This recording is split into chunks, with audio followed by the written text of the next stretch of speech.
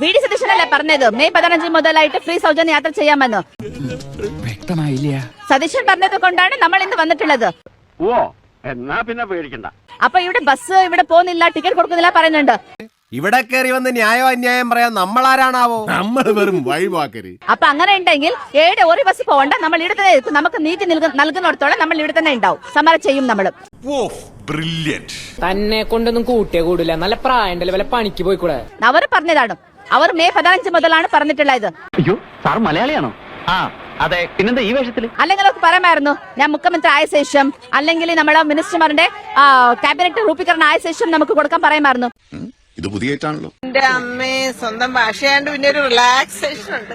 ഇംഗ്ലീഷും പറഞ്ഞു മടുത്തു. പക്ഷെ അങ്ങനെ പറഞ്ഞിട്ടില്ലല്ലോ. മെയ് 15 മുതലാണ് പറഞ്ഞിട്ടുള്ളത്. അവർ പറഞ്ഞ അനുസാരം ഞങ്ങൾ ഇന്ന് വന്നിട്ടുള്ളതാണ്. അപ്പൊ എനിക്ക് ഇന്ന് നീതി കിട്ടണം. ഇങ്ങനെ എന്തെങ്കിലുമൊക്കെ പറയുമ്പോഴേ എന്റെ മനസ്സിനൊരു സന്തോഷം ഉണ്ടാവുള്ളൂ. നമ്മളെ കേട്ടാണ്ട് ഒരു ബസ്സിന് പോവണ്ട. അവർ ബസ് ഡ്രൈവർ പറയുന്നത് ടിക്കറ്റ് കൊടുക്കാണ്ട് നമുക്ക് പോകാൻ അനുവാദമില്ലമാണ്. അപ്പൊ അങ്ങനെ അനുവാദമില്ലെങ്കിൽ ആരും പോവണ്ട. ഏതായാലും നിന്നിട്ട് കാര്യമില്ല, മുമ്പോട്ട് വെച്ചാൽ മുമ്പോട്ട് തന്നെ വരൂ. എന്തൊക്കെയാണ് ഈ കൊച്ചു കേരളത്തിൽ സംഭവിക്കുന്ന? എല്ലാവർക്കും സന്തോഷമായല്ലോ.